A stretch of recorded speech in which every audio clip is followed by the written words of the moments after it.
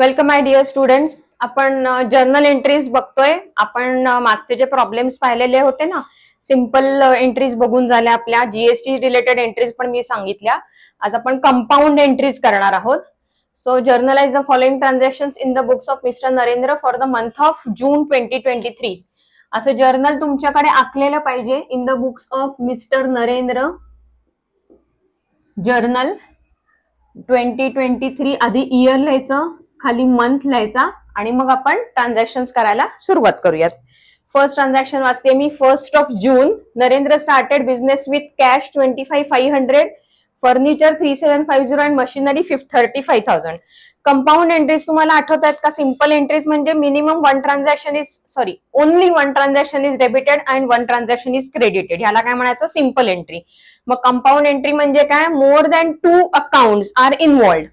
So एक account debit एक account credit असेल तर सिंपल असेल, तर कंपाऊंड मध्ये more than one debited, more than one account is credited or both. म्हणजे डेबिटला 2 क्रेडिटला 2 असंही असू शकतं. सो जेव्हा 2 पेक्षा जास्त अकाउंट इन्व्हॉल्ड असतात तेव्हा कंपाऊंड एंट्री असते. आता इथे कोणती कोणती अकाउंट्स आहेत? Started business. स्टार्टेड बिझनेस म्हणलं की आपण काय म्हणतो? Capital. Capital is always credited. आता काही काही गोष्टी तुम्ही फिट डोक्यात ठेवून लक्षात ठेवायच्या आहेत की कॅपिटल अकाउंट म्हणलं की capital account is always credited. With cash, cash is coming in to the business so it is debited. Furniture is coming in to the business, it is debited. Machinery is coming in to the business, it is debited. So 3 debit कोणती मिळाली? Cash account, furniture account, machinery account. So आपली तारीख आहे 1. Debit पहिलं काय आहे? Cash account debit, furniture account debit, machinery account debit. 2 capital account. Started business म्हणल्यावर आपण कोणतं अकाउंट तयार करतो? Capital account. सो एकाच माणसाने या 3ही गोष्टी बिझनेस मध्ये इंट्रोड्यूस केलेल्या आहेत. अमाउंट्स काय आहेत? कॅश 25,500, फर्निचर 3750 आणि मशिनरी 35,000. या तिघांची ही टोटल कॅपिटलच्या एकाच क्रेडिटला लिहायचे, टोटल लिहायचे आपल्याला. सो ह्यांची टोटल काय होणार आहे?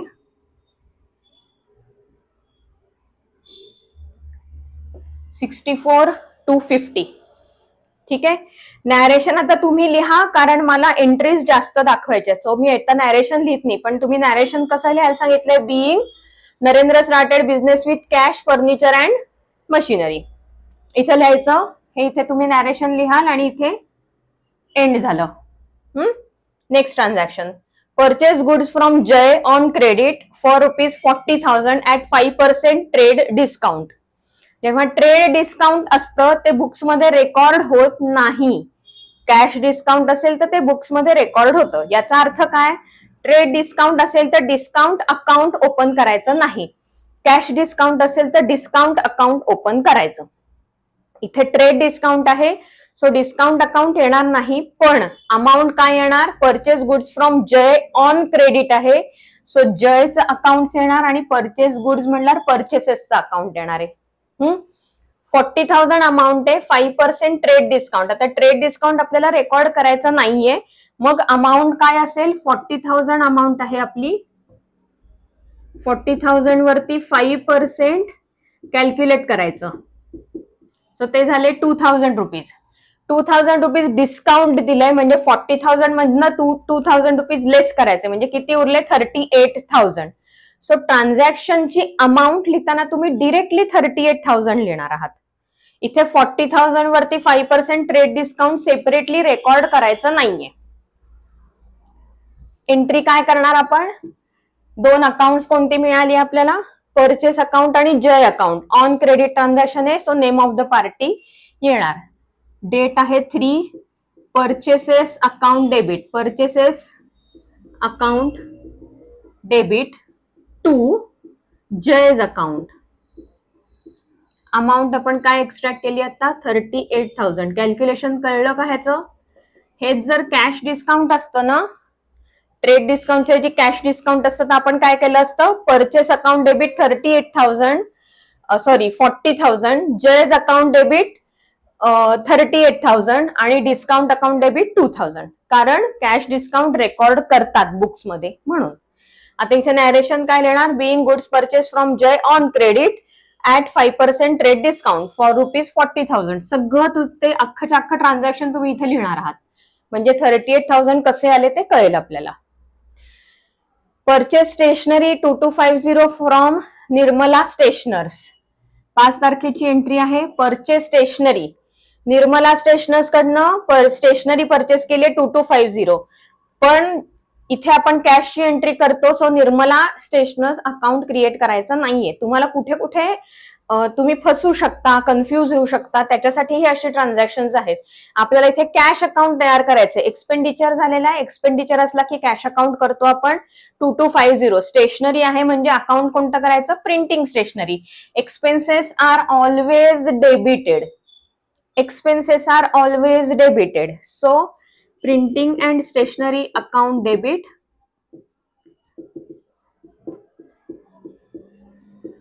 To cash account. Cash is going out. इथे निर्मला स्टेशनर्सचा अकाउंट येणार नाही. 2250 being stationery purchased from Nirmala Stationers. Paid a bearer check to Jay ₹20,000. जय कुठे होता, जय कडनं परचेस केलंय आपण, ऑन क्रेडिट परचेस केलं होतं. आता आपण त्याला 20,000 चा काय देतोय, बेअरर चेक. बेअरर चेक म्हणलं की कॅश अकाउंट तयार करायचा. कोणाला दिलंय, जयला. So Jay is the receiver. What is going out, cash. So 7 तारखेची एंट्री आहे. Jay's account debit the receiver. रिसिव्हरला डेबिट द्यायचंय. जयनी चेक रिसिव्ह केलाय. The cheque is bearer cheque, म्हणजे आपल्या बिझनेस मधनं कॅश गेलेली आहे. Jay's account debit to cash account लिहायचं. बेअरर चेकच्या जागी नुसतं चेक असतं तर आपण इथे बँक अकाउंट क्रिएट केलं असतं. अगदी मायन्यूट फरक असतो, पण लक्षात ठेवायचा आहे. बेअरर चेक दिलाय म्हणजे तो एनकॅश होणार आहे, म्हणून cash account to Jay, Jay's account debit to cash. Amount आहे 20,000. सो 38,000 पैकी 20,000 आपण त्याला दिले. Being bearer cheque given to Jay किंवा paid a bearer cheque to Jay. Paid salary 22,000, rent 7,000.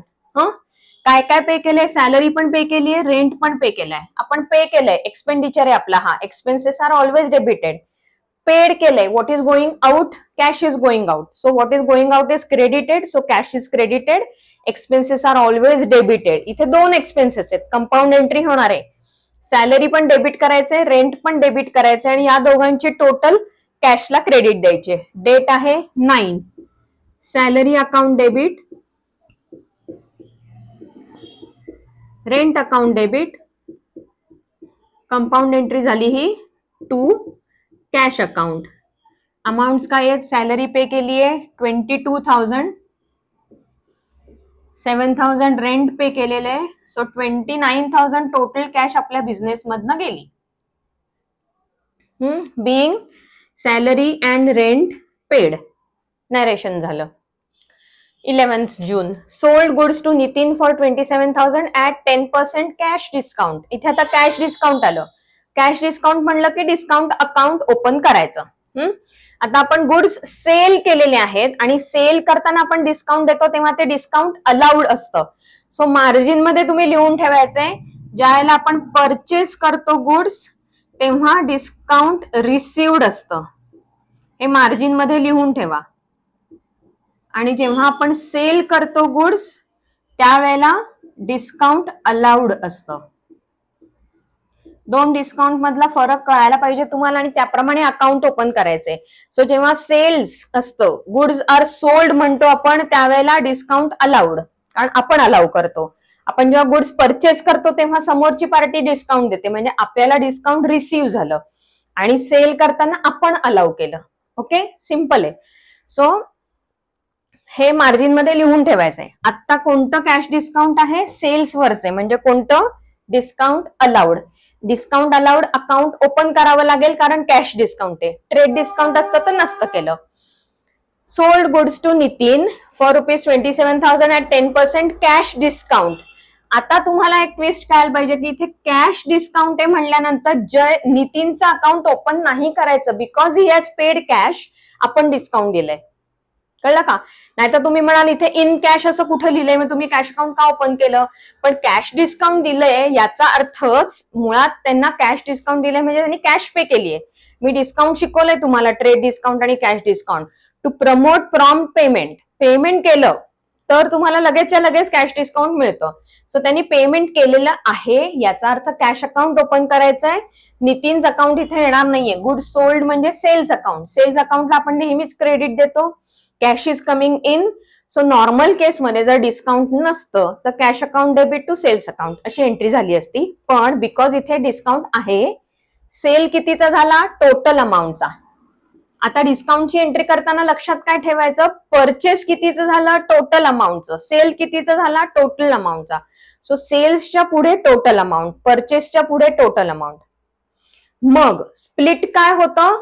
Purchase किंवा आता आपण हे सेल केलं ना, सेल केलं आपण 27,000, ह्याची स्प्लिट करून एंट्री काय होणार? डिस्काउंट किती झालं?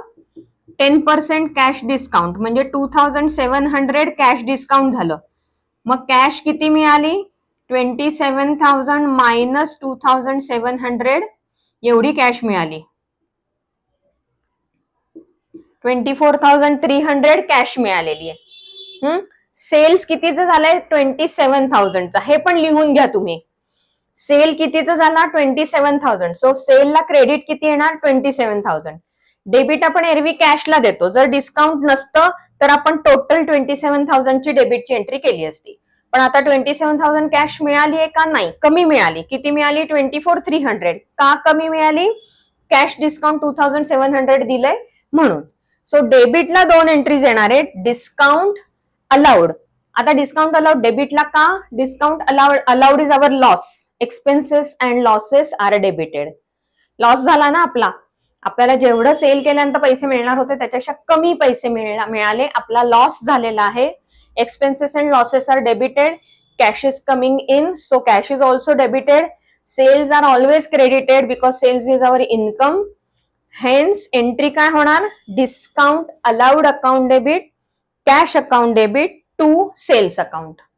हे असं लिहून घ्या आणि मग मी एंट्री दाखवते.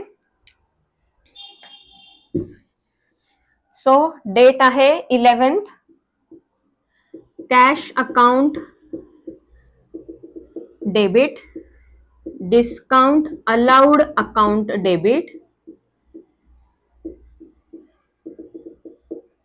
To sales account. सेल्स अकाउंटची अमाऊंट होती 27,000 टोटल. डिस्काउंटची अमाऊंट होती 2,700 आणि कॅशची अमाऊंट होती 24,300. ठीक आहे, कळलं? Narration. Being goods sold to Nitin for ₹27,000 at 10% cash discount. मग अशी तुम्ही लिहिलं होतं ना, परचेसेसला डिस्काउंट रिसिव्ड आणि सेल्सला डिस्काउंट अलाउड. मग अशी तुम्ही मार्जिन मध्ये लिहिलं होतं. परचेसेस असेल तेव्हा मी सांगितलं होतं डिस्काउंट रिसिव्ड. आता डिस्काउंट रिसिव्ड हे आपलं प्रॉफिट आहे, म्हणजे इन्कम आहे आपलं, तो ह्याला क्रेडिट द्यायचं कारण आपला तेवढे पैसे आपले वाचले. आणि डिस्काउंट अलाउड जे असतं ना, तो आपला लॉस असल्यामुळे लॉसेस आर डेबिटेड म्हणून ह्याला डेबिट मिळतं. हे पण लिहा. मग अशी मार्जिन मध्ये तुम्ही परचेसेस आणि डिस्काउंट रिसिव्ड दिलं होतं. मी इथे दाखवलं तुम्हाला. डिस्काउंट अलाउडला डेबिट येईल. तसं जर हेच ट्रान्झॅक्शन परचेसेसचं असतं तर डिस्काउंट रिसिव्ड क्रेडिटला आलं असतं. ठीक आहे, लक्षात ठेवायचंय. मार्जिन मध्ये लिहून ठेवा. जसं जसं प्रॅक्टिस करू आपण लक्षात राहणार आहे. Next transaction 13th.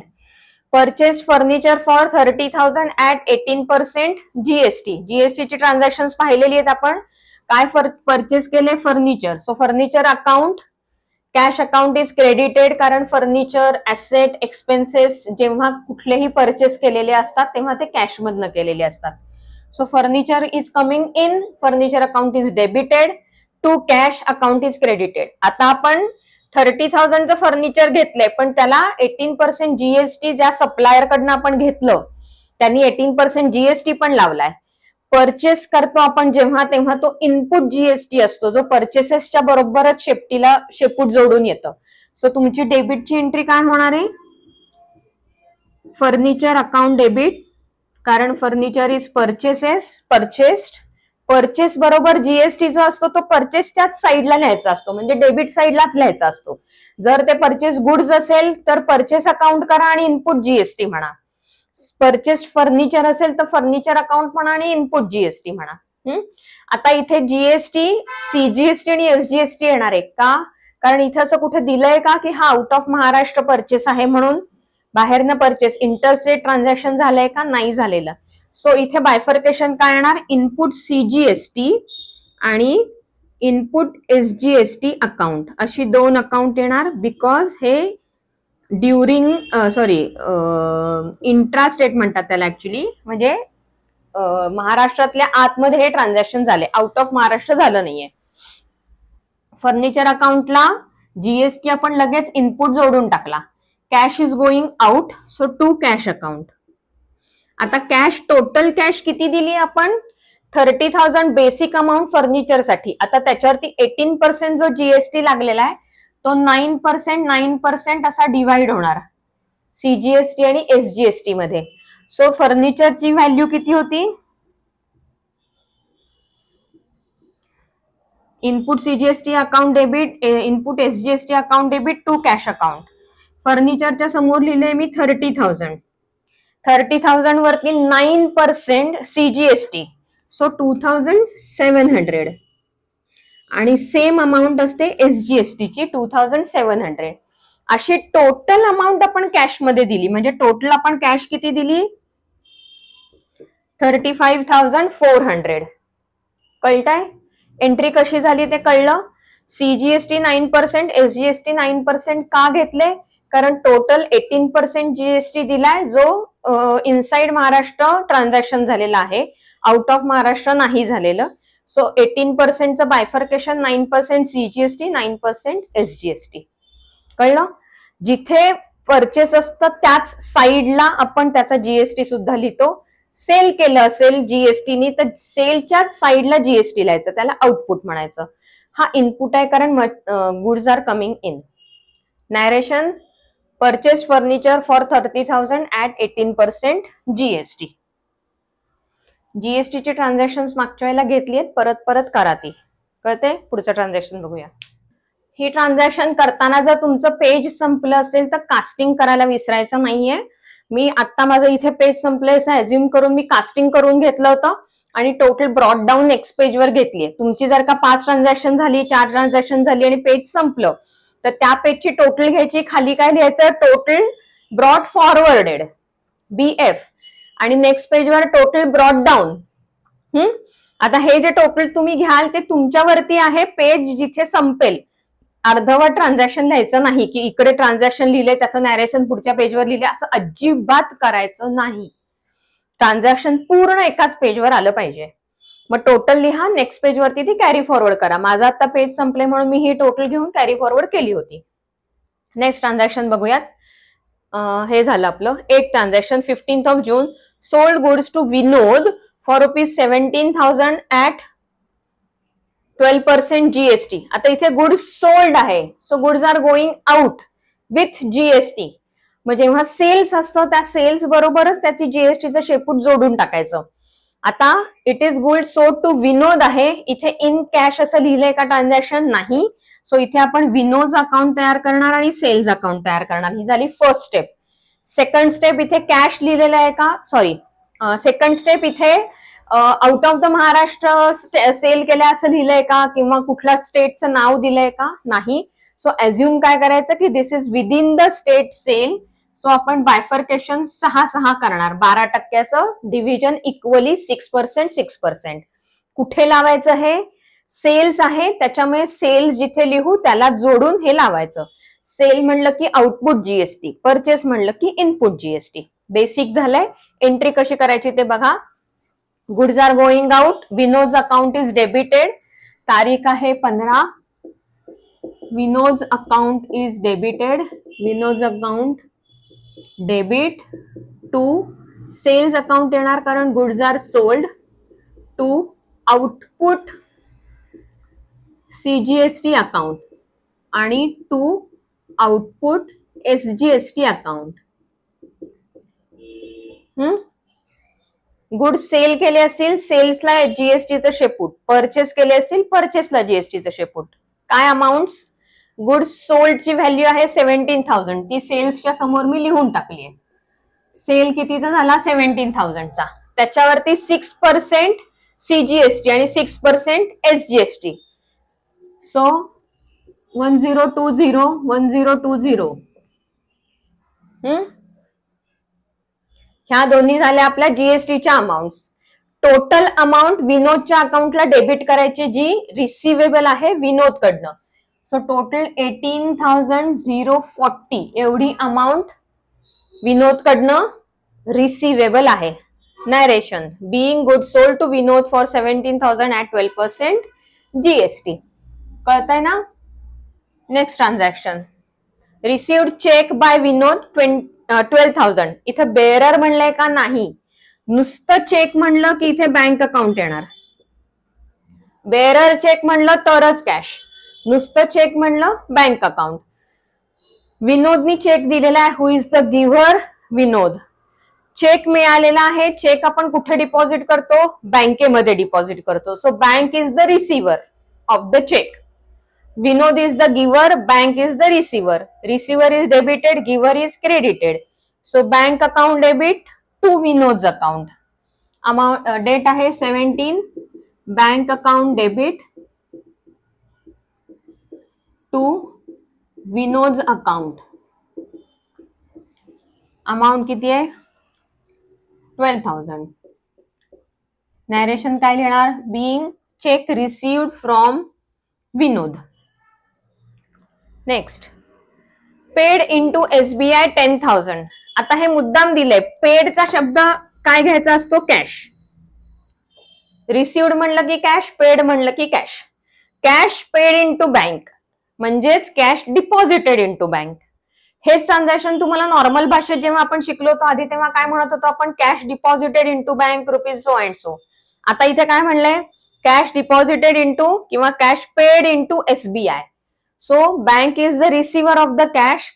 From our sense cash is going out. Bank is the receiver.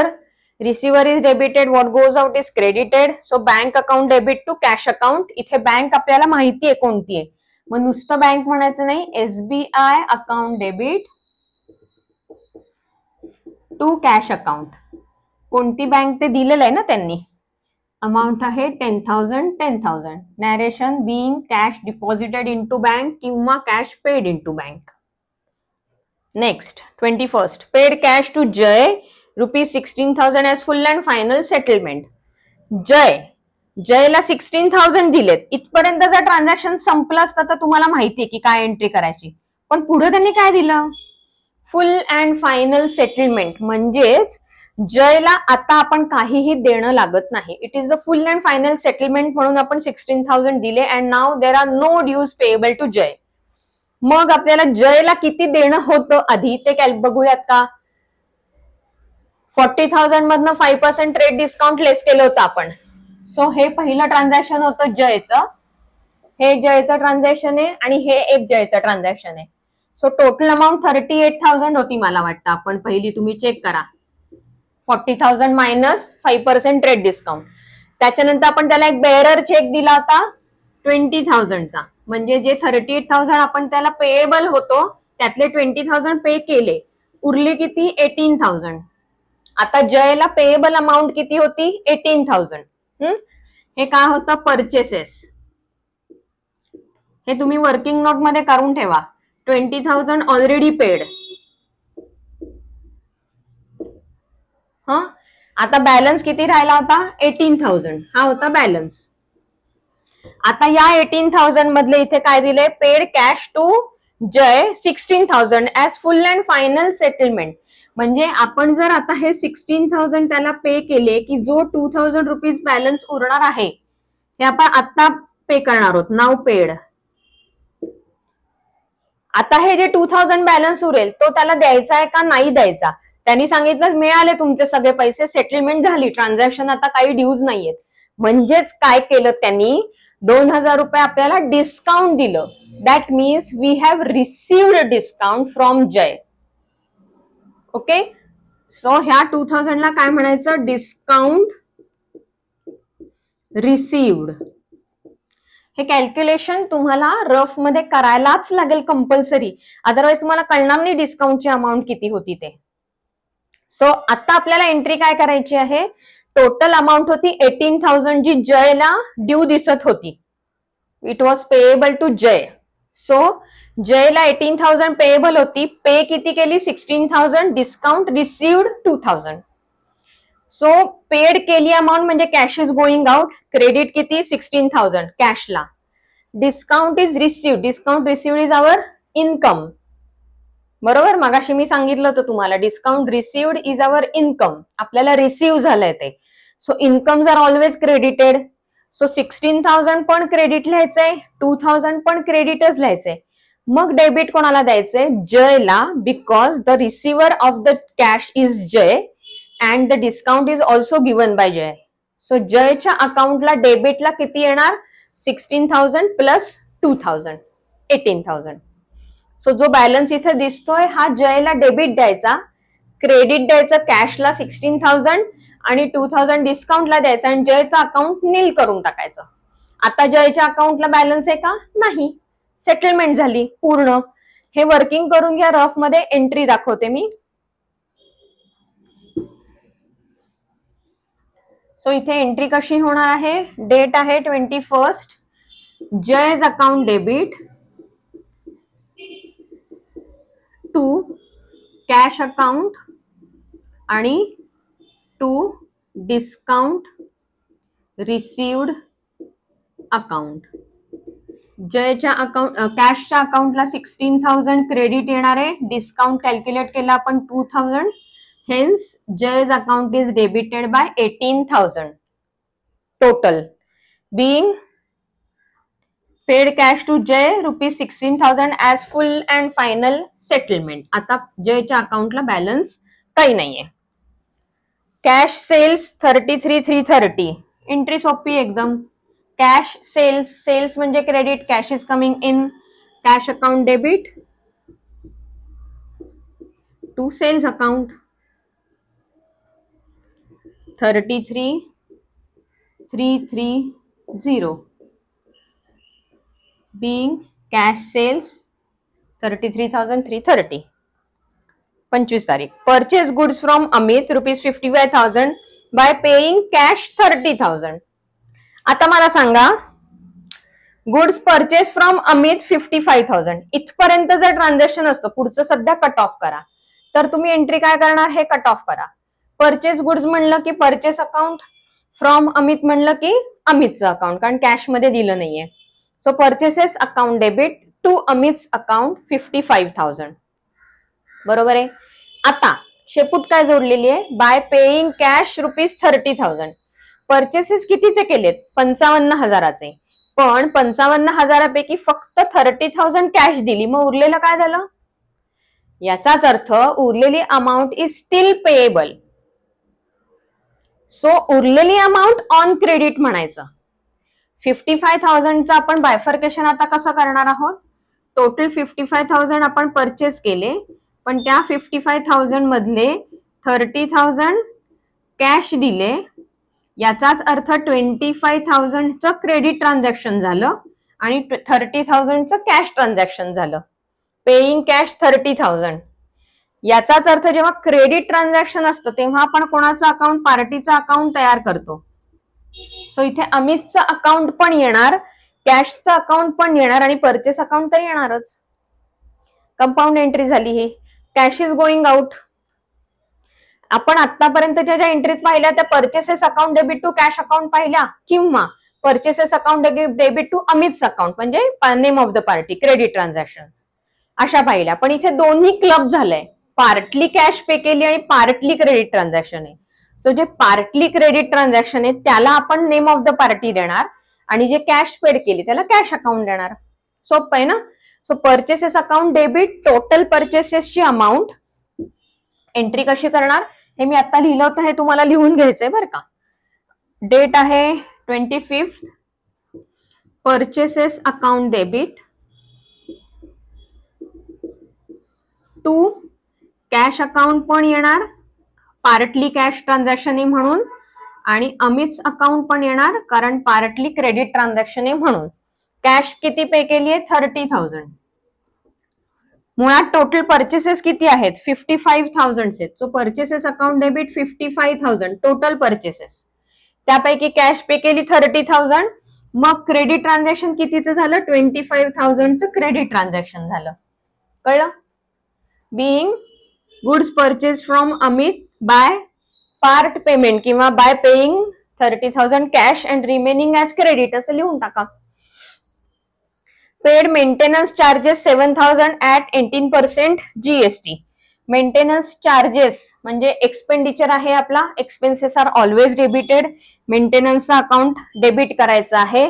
Paid म्हणलंय म्हणजे कॅशचा अकाउंट क्रेडिटला जाणार. आता मेंटेनन्स वरती 18% GST आहे. मगाशी मी तुम्हाला सांगितलं होतं की जेव्हा आपण गुड्स परचेस करतो त्याच्यावर GST असतो, तेव्हा त्या परचेसेसलाच तो GST जोडलेला असतो. सेम वेज आपण जर कुणाकडनं तरी मेंटेनन्स साठीची एक सर्व्हिस रेंडर करून घेतलीये, त्याच्यावर त्या पार्टीने जर GST लावलेला अप्लाय केलेला आहे, तर मेंटेनन्सला जोडूनच तो GST लिहायचा. कळलं. सो जो काही खर्च आहे किंवा इन्कम आहे त्याच्याच बरोबरीने GST येतो असं समजायचं. सो डेबिटला लिहिला असेल तर GST पण डेबिटला लिहा, क्रेडिटला लिहिलं असेल तर GST पण क्रेडिटला लिहा. फक्त एवढाच फरक आहे, डेबिटला लिहिलं असेल तर त्याला इनपुट GST म्हणा, क्रेडिटला लिहिलं असेल तर त्याला आउटपुट GST म्हणा. आता इथे इनपुट GST येणार आहे कारण मेंटेनन्स चार्जेस हा एक्सपेंडिचर आहे, expenses are always debited, therefore the GST always will be debited. GST आपला विदिन द स्टेट असल्यामुळे 9% डिफरन्शिएट करायचा आहे CGST आणि SGST मध्ये. सो डेबिट 3 अकाउंट्स होणार, maintenance charges account debit, input CGST account debit, input SGST account debit. To paid आहे ना, cash is going out, cash account credit. So 27 ला entry काय होणार आहे, मेंटेनन्स स्पेलिंग नीट लिहा बरं का, मेंटेनन्स स्पेलिंग बघा. Maintenance charges account debit, input CGST account debit, input SGST account debit to cash account because the cash is paid. Amount सांगा आता मला. मेंटेनन्स चार्जेस 7,000, मेंटेनन्सची अमाऊंट माहिती आहे, त्याला 9% आणि 9% CGST SGST. 630 मी डायरेक्ट कॅल्क्युलेशन करते, 9,763. सो 630 हे CGST SGST आले. आता टोटल कॅश किती गेली आपली, मेंटेनन्सच्या नावाखाली 7,000 आणि GSTच्या नावाखाली 630. सो टोटल किती झाली 8260. ही आपली टोटल गेली आहे कॅश मध्ये. 8260 cash is going out of the business against maintenance plus GST.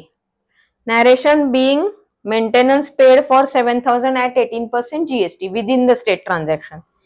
Last transaction, paid check to Amit for ₹20,000. Amit allowed a discount for the balance amount. आता मगासारखंच आपल्याला बॅलन्स कॅल्क्युलेट करायचंय. अमित कुठे आहे हे बघा, इथे होता अमित. अमितचा ट्रान्झॅक्शन इथे आहे आपल्याकडे, हे बघा. Purchases 55,000, debit to cash 30,000 to Amit's account 25,000.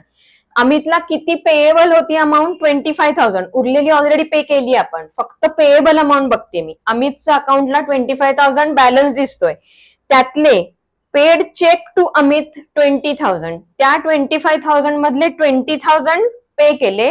मग काय केलं अमितनी, Amit allowed a discount for the balance amount.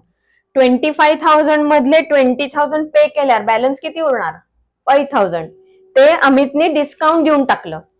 अमितने डिस्काउंट अलाउ केलंय कुणाला, आपल्याला. सो आपल्या दृष्टीने डिस्काउंट रिसिव्ड आहे का अलाउड आहे, रिसिव्ड आहे. Discount received is income, incomes are credited. So इथे discount received account is credited. मग डेबिट कशाला येणार, अमितच्या अकाउंटला, because Amit is the receiver. अमितचं अकाउंट डेबिट किती येणार? 25,000. फुल अमाऊंट जी बॅलन्स होती ती. क्रेडिट चेक पे केलाय. चेक म्हणलं की बँक. बँकेत ना, bank is the giver, so बँकेला क्रेडिट देणार. 20,000चा चेक दिला. Balance discount received 5,000. सो इथे एंट्री काय होणार आहे? 29th ला अमित's अकाउंट डेबिट 25,000 अमितच्या अकाउंटचा बॅलन्स होता हा. टू बँक अकाउंट चेक कितीचा दिलाय? 20,000चा. Bank is the giver, bank is credited 20,000चा. Amit allowed discount of the balance account. Discount is received, it is income, hence it is credited. Discount received account 5,000. आता अमितच्या अकाउंटला आधी आपण credit केले होते 25,000, आता डेबिट करून ते नील करून टाकलं. आता आपण अमितला देणं लागतो का? नाही, पूर्ण नील झालं. त्यांनी डिस्काउंट देऊन टाकलं आपल्याला, नील झालं अकाउंट. आणि 20,000 बँकेने दिले, उरलेले 5,000 डिस्काउंट रिसिव्हला.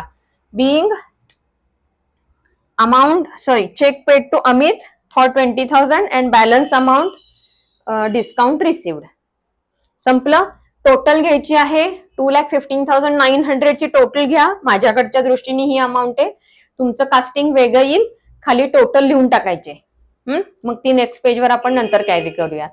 लक्षात आलंय? ही ट्रान्झॅक्शन सगळी कळलेली आहेत का? याच्यानंतर मी गुड्स रिलेटेड सगळे ट्रान्झॅक्शन घेणार आहे. ही ट्रान्झॅक्शन सुद्धा महत्वाची आहेत. प्रत्येक लेक्चर नीट बघा, परत परत ते प्रॉब्लेम सॉल्व्ह करा. याच्यानंतर एक होमवर्क मी आता तुम्हाला स्क्रीनवर दाखवते. तुमच्या बुक मध्ये इलिस्ट्रेशन नंबर 1 जे आहे ना, ते तुम्हाला होमवर्क म्हणून सॉल्व्ह करायचं आहे. प्लस हीच ट्रान्झॅक्शन परत एकदा केली तर अजून तुम्हाला प्रॅक्टिस होणार आहे. नेक्स्ट लेक्चर मध्ये मी गुड्सची ट्रान्झॅक्शन घेते, अजिबात मिस करू नका. नेक्स्ट लेक्चर पर्यंत टाटा.